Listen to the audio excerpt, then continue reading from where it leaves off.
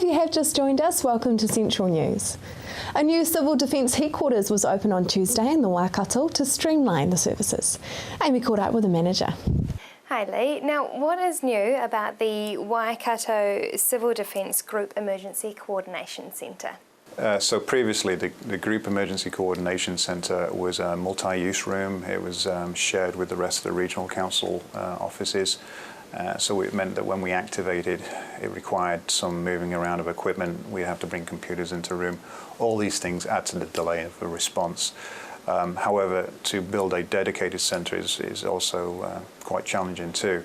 What we've done here is we've integrated our business as usual needs with an operational area so that we can activate almost immediately.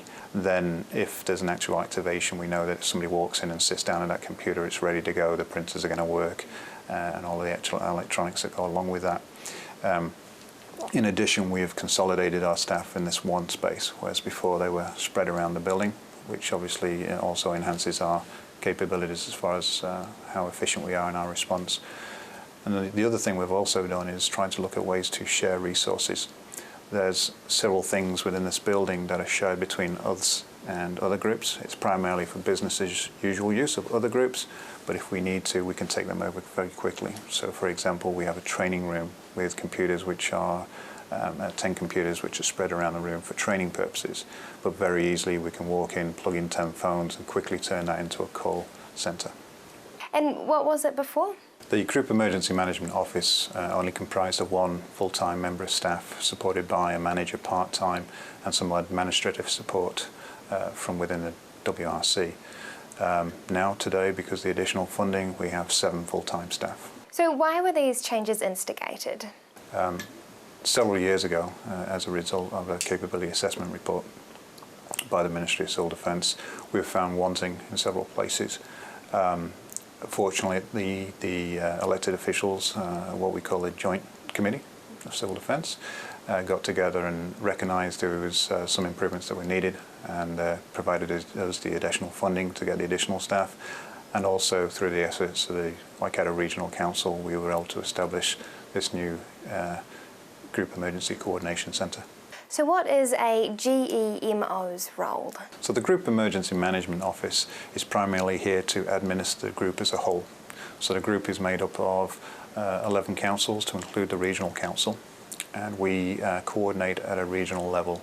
So each one of the councils are responsible for their own civil defence emergency management. Most of them have their own emergency operations centres. So what are the 7 new full-time staff focusing on? So firstly, it's my own position. I'm a dedicated controller. In the past, that used to be a part-time position that was worked by maybe a senior manager off the edge of his desk or her desk.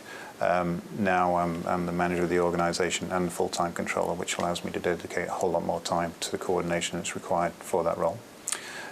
We have a programme manager over the entire team, and then each one of the specialists within the team comprises of a training coordinator who's responsible for coordinating training across the region. We also have what we call an information system coordinator. There's a lot of technology in civil defence today. In the old days it used to be whiteboards and pieces of paper.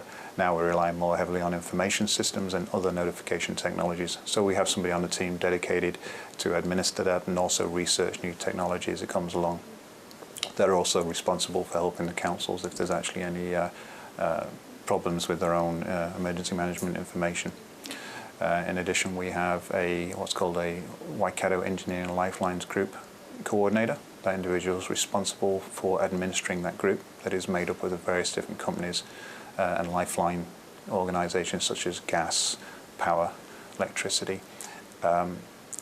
In an actual activation, their role will be slightly different. It's called a Lifelines Utility Coordinator, in which case they're there to help coordinate between the civil defence environment and those companies during an actual event. The other half of that individual's job is also what we're calling business outreach, and that's to actually go out and meet all of the businesses and try and engage them more in civil defence. And then finally, we have an operations manager who's responsible for oversight of how we run our GEC, our Group Emergency Coordination Centre. And finally, we have an executive assistant that helps the entire group. As you can imagine, we tend to generate a lot of administration. And who is funding this new Group Emergency Coordination Centre? The funding stream has changed slightly over the years. Each one of the councils used to contribute towards the group. Today, the regional council carries out all the funding on their behalf, so it's centrally administered. What is the group professional development strategy? So we're pretty excited about that. We recognise there was a challenge. Everybody was being trained differently, not only in this region but across the country. There is no national training standard in New Zealand for civil defence. And where that becomes a problem is if you need staff to support your EOC, you can't draw them from anywhere else. Or if you do, you don't quite know what you're going to have coming through the door. We decided several years ago to generate a program that would standardise training across the region, also create more professional training that was more targeted. This was successful, so successful that adjoining groups also decided they'd like to adopt the same strategy. I'm pleased to announce within the last few weeks it's been recognised as a way forward by pretty much every group in the nation, and we're hoping very shortly for it to become the standard. And how will the Group Emergency Coordination Centre make it easier to facilitate things in a regional disaster? There's no one council or any one organisation that can really respond in a major disaster. The whole definition of a disaster is beyond your capabilities or resources. So it's critical that we bring resources in from adjoining areas, and you can only do that if it's done in a coordinated fashion. It also helps any duplication because you don't want all councils reaching out for the same resources. We only have a finite amount. So our responsibility is primarily that coordination role to make sure that those that truly need it get the assets, some prioritisation role. That is the news for today and this week. We really want you to be involved, so like us on Facebook and let us know your views. If you have news including your own video and photos, go to our website and hit upload. Thanks for joining us. I will be back next week with more guests from in and around the regions. I'm Hilary Entwistle. Have a lovely evening and a fantastic weekend.